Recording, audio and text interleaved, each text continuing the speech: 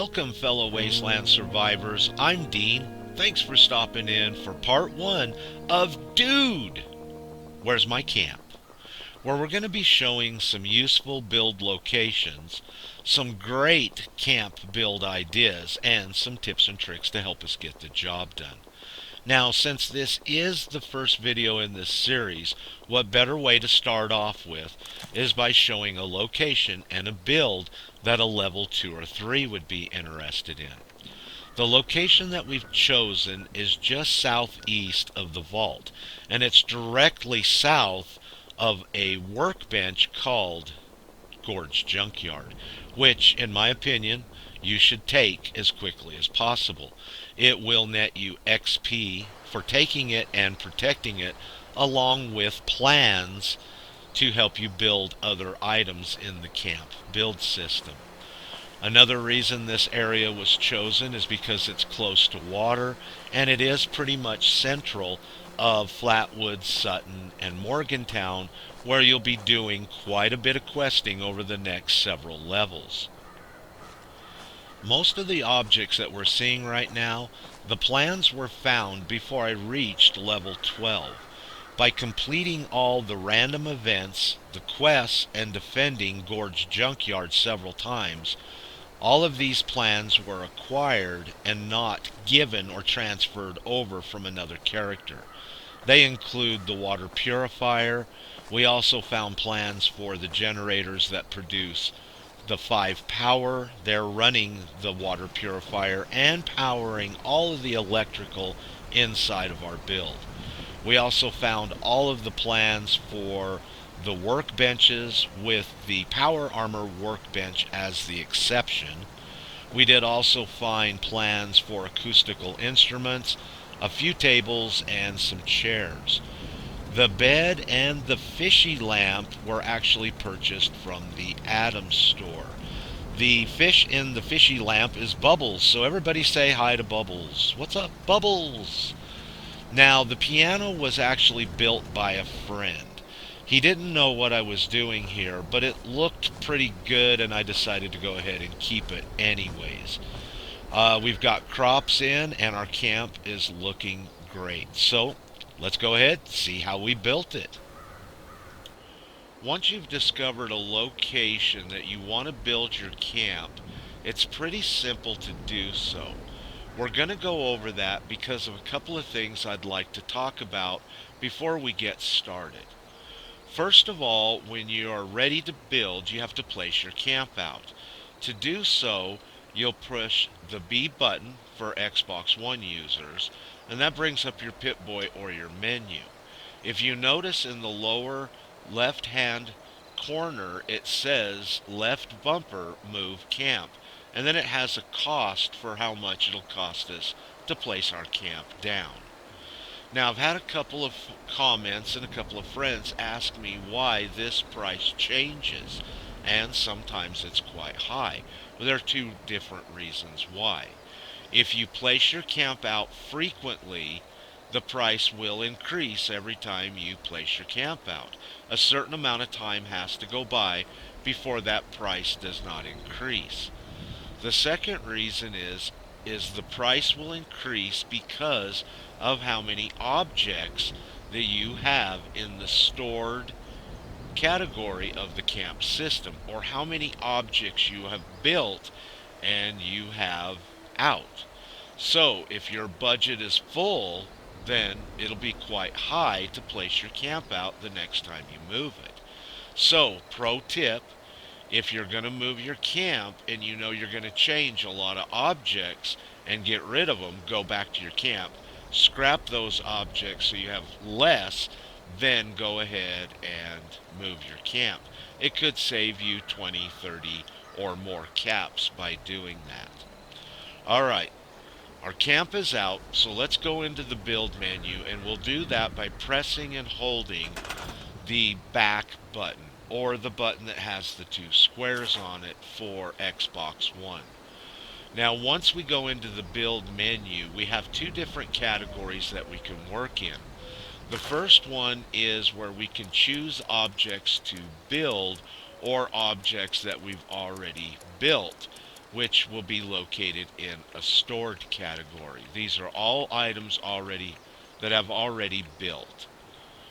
The second mode that you can be in is to scrap or store.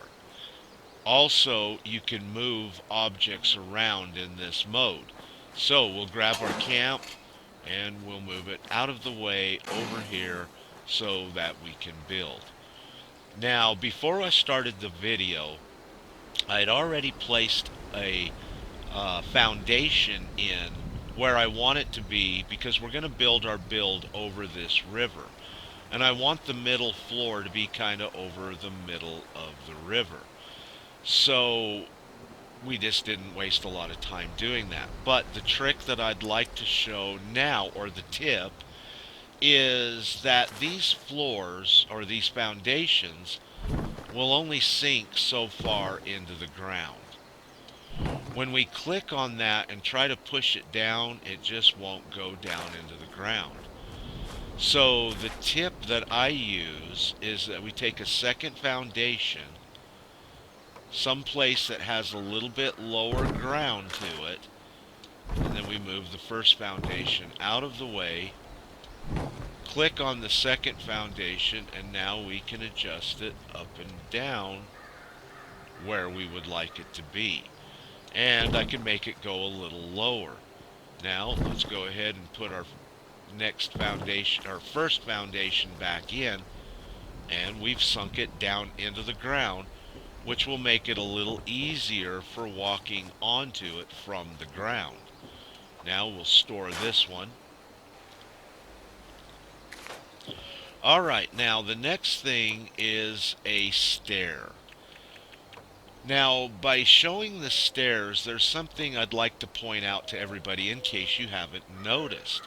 In the last update, they have changed something in the camp system. Before, if we had built something, we had to go to the stored category to get it. It didn't show up in any of the other categories. But as you can see now, here in the stair category, in the upper right hand corner, it says stairs 2 in parentheses. That means I have 2 stairs in the stored tab that are ready to be used. I love this part of the update. This is excellent. Now we don't have to continuously run back and forth from the menu to the stored tab when we're making or using things we've already created. So I'll put one down, and as you can see now it says stairs 1. I love it. That's awesome. Alright, let's go to the floors. Let's put a couple of these up real quick. And these get finicky sometimes. Okay, there's 1, there's 2, and there's 3. Alright, our build today is going to be 3 by 3, 2 stories high. And it looks like our middle board is close enough to being over the middle of the river. Good enough. Now, there's a reason why I'm building the build up this high. Actually, there are a couple. But the main reason is by building a structure off of one foundation, we can blueprint this and move it quite easily anywhere else that we might want to build or put our camp up. If we were using multiple foundations, it gets harder and harder and harder to place your camp up in a different location because of the terrain. Also, if you didn't like to build it this way, you could just actually build it right off of this foundation, and your build would start about the height of the 2 banks right here. But the final reason why I've built it this tall is in case you are or have unlocked the unlocked the water purifier that you place in the water. We've got a nice stream right here that you could build this and put it underneath the build, and it would clear nicely. I don't have the plans for that one, so we're not going to build it. We're going to use the regular ground mounted one. It works well. and we don't need water. Alright, now let's go ahead and get our floor up real quick.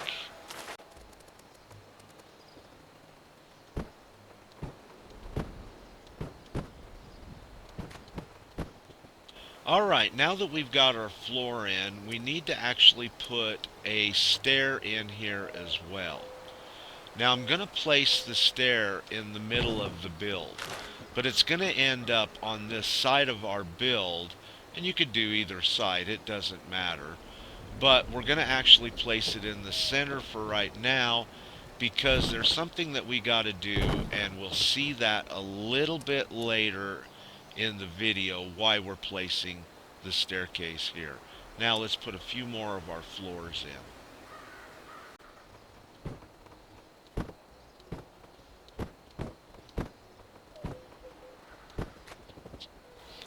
Alright, now that we've got our second story floors in, let's go back down to the first story and let's work on this some. The first thing that we're going to want to do is go ahead and put our turrets in. Now, we are low level, and the only turrets that we can build at this time are these low level machine gun turrets. We're going to build 4 of them, and the little tip I'd like to show for these is pretty cool. Now, when I build in the beginning, and also I guess quite a few of my other builds, I really like to use these eaves that are located in the wall section. By using these eaves, it kind of gives a wall look, but it also allows a little bit of room for the gun turret to shoot while being on the inside of the build. You could put a floor up out here, and a lot of people do, where you could place your gun turret out here in the front. But I don't like things hanging out the front of the build, so I really like using these eaves to create a place for the gun turret inside of the build. Now, if we try to actually put this gun turret up here as close as we can, we really can't get it all that close. And as you can see, yeah, it's colliding with the eaves. So, if you'll move the eaves out of the way, or before you place them down, take and move your gun turrets. You can move the gun turrets way out on the edge and place them down. As you can see, it's clear out on the edge of the floor. Now, when we bring our eave back in, snaps right into the legs of the turret, and the turret has a nice angle of view for shooting, and it's not taking up any room inside of the build. So we'll run around here real quick, line up the rest of these turrets before we continue.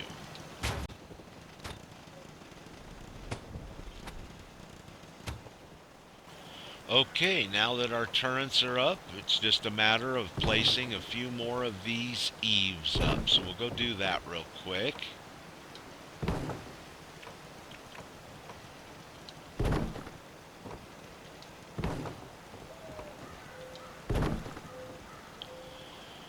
Alright, the next thing I'd like to do is put a few walls up.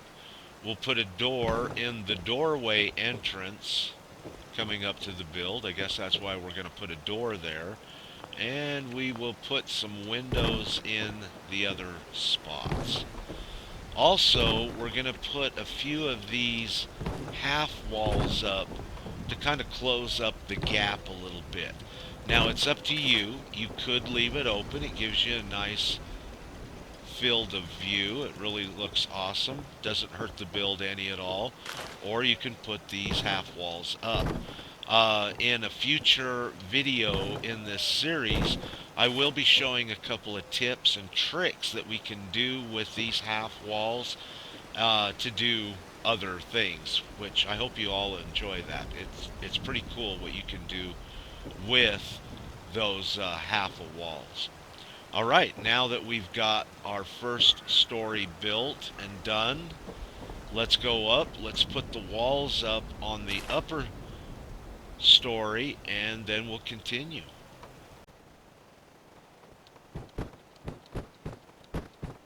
Alright, now that we've got our walls going around, what we need to do is run a wall right across here, and this floor part, or a part of the floor, is going to be our walkout balcony, where we can come out here and sit and enjoy the view. Especially if we've taken Gord's junkyard, we can keep an eye on it over there and make sure everything's running smoothly. But the problem that we're going to have is, because there is no floor in where the ladder is, we're going to have a hard time snapping a wall in the correct direction. In other words, we're going to want the inside of the wall facing inwards, but what we get is the outside of the wall facing towards us. So that's why we're using the floors. Since the floor is the natural snap point of the wall, it's pretty easy to go ahead and get the walls in the correct direction. Now that we've done that, we can take the floor out and we can move the ladder. Since the ladder is still being snapped to a foundation and to the floor, it'll allow us to move it around, and we can actually snap it here where it was at. We could snap it right here to this floor and to this floor as well, and we would still be able to place the ladder back down. So by knowing that you can do this, it's a great way to manipulate floors or other things that you're building to accommodate for railings or other types of walls, whatever you might be doing in your build. It's a great tip. I use it all the time because sometimes a ladder just has to move out so you can put a railing up. But since it's supporting the floor, it's kind of hard to do that. So we can actually move a floor, move the ladder, and put our railing in, and then move the ladder back.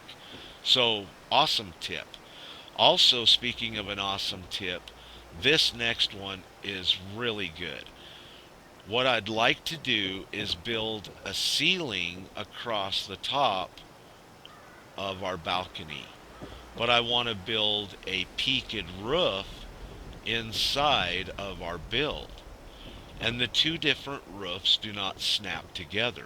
So before we put our door in, let's do that real quick, and I'll show you guys how I get the ceilings to think they're snapped to something else.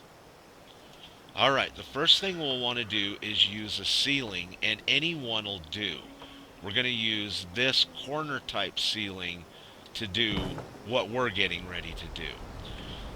If we take a flat ceiling out, we can see it just doesn't snap to that ceiling anyway. It also will not snap to the front of a wall, only the back side of a wall. So we'll go ahead and do that. Now, even if we take and put in a 45-degree roof, the flat roofs will not snap onto the... Oh, I guess I didn't put it on there. There we go. Now I got it on there. The flat roofs will not snap to the end of these either. Only in the front will they snap. And that's not what we want. So we've got two different styles of roofs and ceilings, but we want them to think they're one and use one of the ceilings as a support. Now, doing this, sometimes it will think the wall is the support as well. So what we'll do is we'll put a flat roof in. We'll take another flat roof, put out here in the middle where there is no wall to support it. Our support is this first ceiling. Then we'll put a third one on out here. And still our support is this first ceiling right here connected to the wall, or the two walls. Now we'll take one more ceiling, we'll place it in there, and now once we've done that, this ceiling now thinks it's either snapped to the wall or to this other ceiling that we've got in. And because of that, we can now take a support piece out, move it, or store it if we choose to do so. And there you go, ladies and gentlemen. We've taken the support pieces out for this style of ceiling. And now we can go ahead, put our doorway in, and the rest of our ceilings real quick. I love this tip, this little trick. It's a great way to blend multiple style ceilings and roofs together in a way that you just normally couldn't do it. I've used it a few times in a few of the builds I've done, and I'm really looking forward to building other builds and different styles using that particular tip. Alright, now the only thing left to do is to go ahead and place up some metal posts so they look like they're supporting our ceiling. At this level, we have not found the plans to the railings yet, so we couldn't put railings up even if we wanted to. But even if we were going to, they would not go together. You can't put the railings and the metal posts up at the same time. It would be nice if they let us do that. But for future video, I do have an idea to create my own railing instead of using the railing that the game offers you from a plan. So hopefully you stick with us and watch out for that episode. It'll be pretty cool. Or I hope it'll be pretty cool. Alright, now, the next thing I'd like to do is to go ahead and blueprint this. Now, there's a couple of reasons why we want to blueprint it. First and foremost, even though a blueprint doesn't seem important, it really is.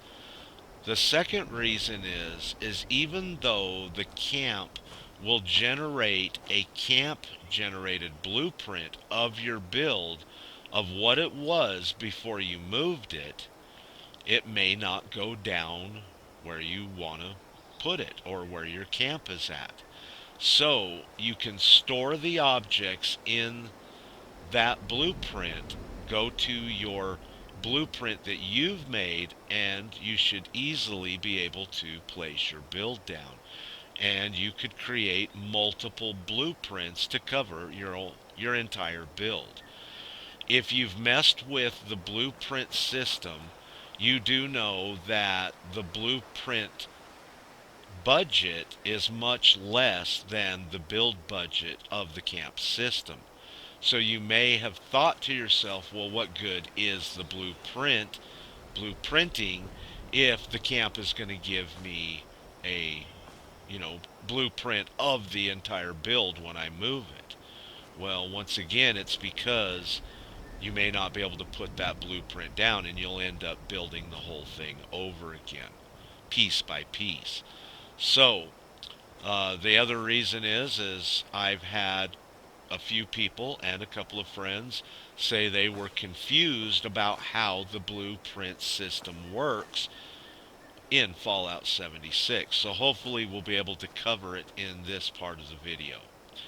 Alright, to start off with, excuse me, the first thing we'll want to do is go to the blueprint category. Now, I've already blueprinted this build, and I've done it in two different blueprints. As we can see, here is the foundation, stairs, the first floor, and this is the second floor, ceilings and roof. But we're going to go ahead and re-blueprint it anyways. So being on the blueprint tab, if you highlight your object that you want to start with, by pressing and holding A, it will turn a different color. Now, I don't know if this matters or not, but I usually try to start with the very first object that's touching the ground, and then work my way up into the build as I'm blueprinting. When you're doing multiple blueprints, it does take a little bit of practice and some trial and error. Sometimes when you blueprint certain things, they just won't snap to the other blueprints you've already laid down. So once again, it takes a little bit of experience to try to break your build down in a way that you can snap all the pieces back up. So the next thing that we're going to want to highlight or blueprint is our stairs going up. Once we go up inside of the build, we're going to want to do each and every one of our floors. We're basically working from our support, which is the foundation, and we're doing all the items that we need that would support any other objects. So the next thing that we're going to do are going to be the stairs going to the second floor, and we'll blueprint all of the walls in here as well. Like I said, I don't know if it matters if you do it or not, but I always start from the very bottom first and work my way up. Also, we're not going to blueprint the turrets. They do take up a pretty good chunk of the blueprint budget. It'll be very easy to place them in later on. Now that we've got all of the walls on our first story, the next thing that we're going to want to do is the floors on our second story, and just the floors. We're not going to want to blueprint anything else. As you can see, our budget's already pretty full, and by the time we did the walls, the ceilings, the metal posts, oh, speaking of metal posts, we will want to blueprint those as well. So let's click on those. So even though our blueprint's not full, I think it's full enough to get in what we need to get in for that part of the blueprint. Now, once you've checked your build out and you can see that you've highlighted all the objects you want to be included in the blueprint, and it doesn't hurt to give it a good look over, what we need to do is look down at the bottom of the screen and we can see a category that says Create Blueprint, and it says button X. That is for Xbox One. So if we press X, a tab pops up showing where we can create our blueprints. And there are two different ways to do it. First of all, we can click on New, and the game will prompt us to name what we want this blueprint to be. The second way is if you have a blueprint already up and are not going to use it anymore, you can overwrite it. Since we have a blueprint already made called Battle Camp 1, which is our foundation that we've just blueprinted, we're going to overwrite that. When we press A, it says Overwrite Selected Blueprint. Yes. And now we're prompted to rename or name this blueprint again. Well, I want to call it Battle Camp 1. So all I need to do is hit the Start button, which is the button that has the 3 lines on it, and it will name that blueprint Battle Camp 1 with our new blueprint on it. Now, sometimes you'll have to wait a minute or so for the blueprint to show up. Of 10 or 15 seconds, especially if you overwrite a blueprint like we just did. But if we hit B and go back into the blueprints, we can see that the blueprint we just created is here. We can also inspect it to make sure we got everything in that needs to be in this blueprint. For instance, the foundation, the stairs, the first floor, floors, the first floor walls, the staircase going up to the second floor, and all of the floors on the second floor, as well as the 4 metal posts out on the front.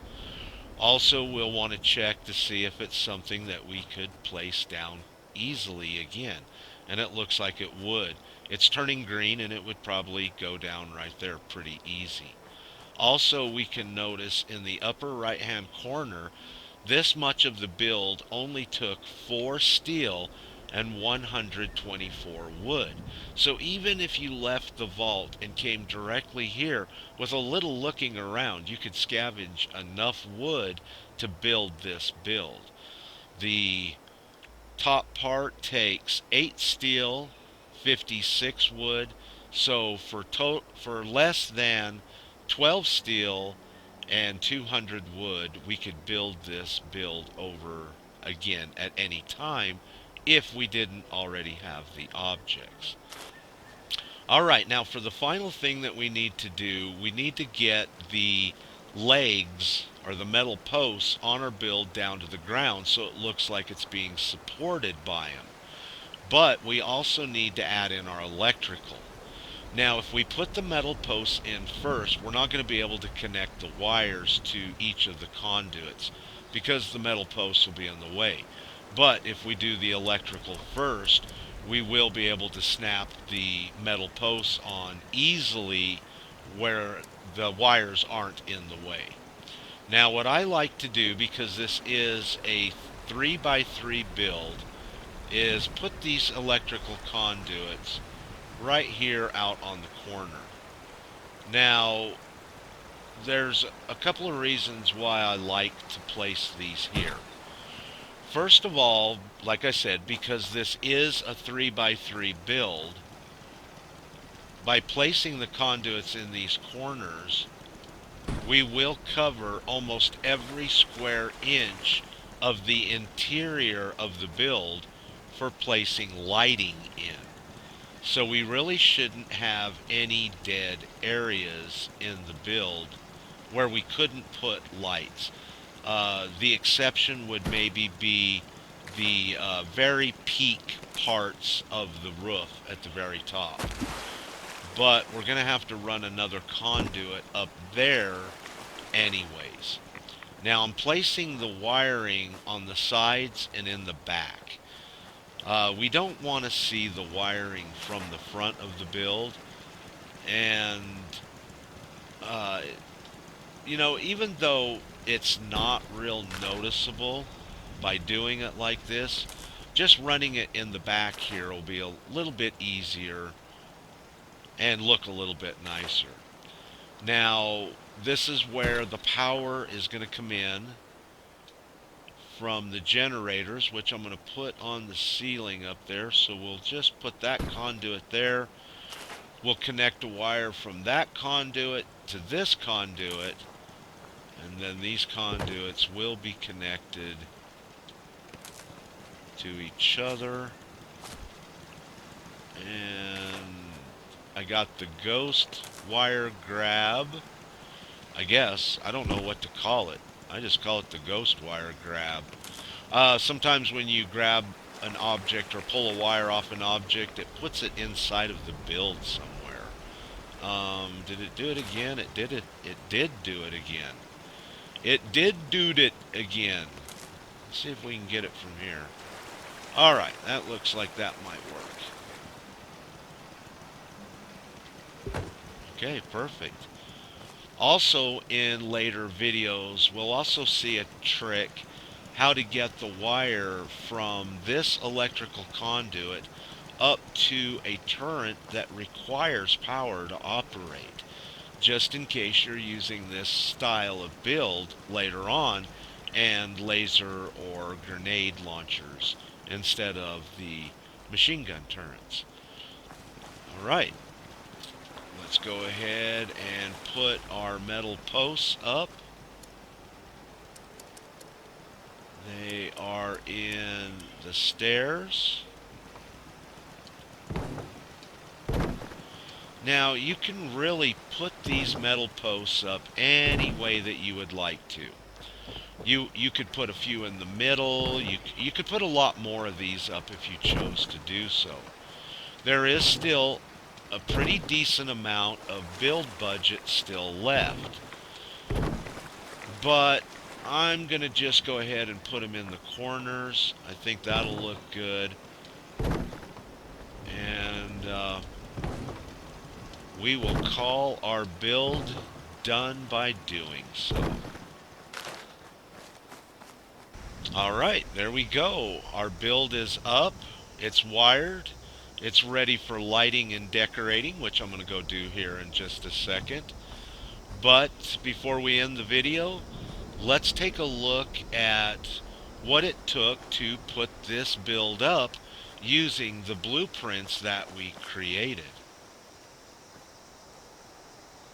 Now, when we move our camp to this new location, the camp system will automatically generate a blueprint of whatever our camp was before we moved it.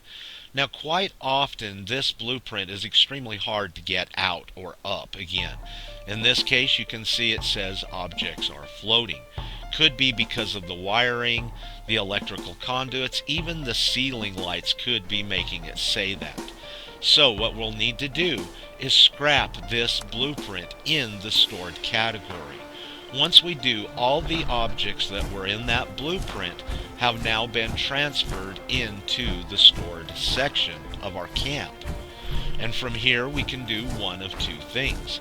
We can either manually rebuild it over again, piece by piece, or we can go to the blueprints and build it from there. Because we have no other objects other than the floors, walls, and ceilings, it's going to be very easy to place this blueprint back down again. Also, as you can see, it cost no resources to build it because all of these objects are in the stored category. We can even place the second blueprint down, which is the second story, the walls, the ceilings, and roof, and as you saw, it snapped on there extremely easy. Now all we need to do is add in our electrical, workbenches, water purifiers, and this location was chosen because it has a mineral vein, and that mineral vein is steel. So we will be extracting steel from this location. We've got a lot of bullets to make because we're only level 12 and we got a lot of critters to kill. Alright everybody, thank you all for stopping in for part 1 of Dude, Where's My Camp? Where we'll be showing useful building locations, awesome build ideas, and tips and tricks to help us get it done. I hope I see you all on the next video and or stream, and just like always everyone, until next time, please stay safe and peace!